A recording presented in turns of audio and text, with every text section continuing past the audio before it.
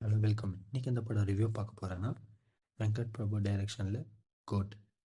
இன்ட்ரோவே விஜய் வந்துட்டு ஒரு ஸ்குவாடில் இருப்பார். அவர் வந்துட்டு எல்லா டெரரிஸ்ட்டும் சாவடிப்பார். அந்த இடத்துல மைக் மோகனும் விஜய்க்கும் ஒரு கிளாஷ் நடக்கும். அப்புறமா விஜய்க்கு ஒரு மிஷின் கிடைக்கும். அந்த மிஷின் கோசம் அந்த மிஷின் கம்ப்ளீட் பண்ணதுக்கு ஃபேமிலியோடு போவார். அங்கே ஃபேமிலியோடு போகும்போது பையன் மிஸ் ஆகிடுவான். அந்த பையன் கிடைச்சானா இல்லையான்னு தான் படத்தோட கதை. அதுக்கப்புறமா என்னென்ன ஆச்சுன்னா இந்த ஸ்டோரி பார்த்திங்கன்னா சிம்பிளான ஸ்டோரி தான். இந்த படத்தில் 2 விஜய் இருப்பாங்க. அவங்களும் ரொம்ப நல்லா பண்ணியிருக்கிறாங்க. இன்னொரு விஜயும் இருப்பாங்க. அதில் நீங்கள் படத்தை பார்த்தா தெரியும். காந்தி கேரக்டர் பார்த்திங்கன்னா ஒரு மாதிரி ஃபன்னாக நல்லாயிருக்கும். பர்ஃபாமன்ஸும் ரொம்ப நல்லா பண்ணியிருந்துருப்பார்.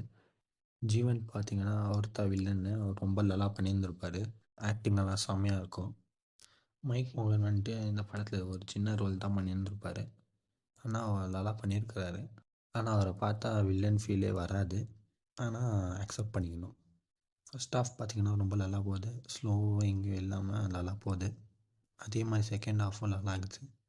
ஏன்னா செகண்ட் ஹாஃபில் தான் நிறைய கேரக்டர்ஸுங்கெல்லாம் இருக்குது. ஸோ அவங்களுக்கெல்லாம் நிறைய இம்பார்ட்டன்ஸ் எல்லாம் கொடுத்துருக்குறாங்க. கிரிக்கெட் சீனெல்லாம் ரொம்ப நல்லா பண்ணியிருப்பாங்க. பிஜிஎம் பார்த்திங்கன்னா ஜீவன் பிஜிஎம் வந்துட்டு ரொம்ப நல்லா பண்ணியிருந்திருப்பார். யுவன் மிச்சதெல்லாம் ஓகேவா பண்ணியிருந்திருப்பார். இந்த படத்தில் விஎஃப்எக்ஸும் ஓகேவா இருந்துச்சு. மூவி பட்ஜெட் கம்பேர் பண்ணி பார்த்தீங்கன்னா விஎஃப்எக்ஸ் அவ்வளோ இல்லை. ஓகே. இந்த படத்துக்கு டிஏஜிங்கெல்லாம் பண்ணியிருக்கிறாங்க. அந்த டெக்னாலஜியெல்லாம் யூஸ் பண்ணியிருக்கிறாங்க. என்னை கேட்டால் தேவையே இல்லை. விஜய்க்கு வந்துட்டு மேக்கப்லேயே இது பண்ணிட்டுக்கலாம். மேக்கப் யூஸ் பண்ணி அவரை எங்கே காட்டிருக்கலாம். அது ஏன் அவங்க பண்ணலன்னு தெரில. செகண்ட் ஹாஃபில் படையப்பா பிஜிஎம் அப்புறமா மங்காத்தா பிஜிஎம் எல்லாம் யூஸ் பண்ணியிருந்திருப்பாங்க.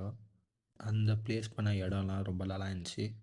ஆனால் ஒரு சாங் ஒரு இடத்துல ப்ளேஸ் பண்ணியிருந்திருப்பார். இந்த ஸ்பார்க் சாங்கு அது ப்ளேஸ்மெண்ட்டே ரொம்ப கரெக்டான ப்ளேஸ்மெண்ட்டே இல்லை.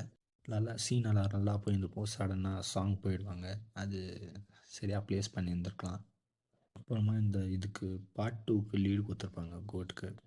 ஸோ ஓவரால் படம் எப்படி இது பார்த்தீங்கன்னா இது வந்துட்டு தேட்டர் மெட்டீரியல் தான். போய் தேட்டரில் போய் பாருங்கள். தேங்க்யூ.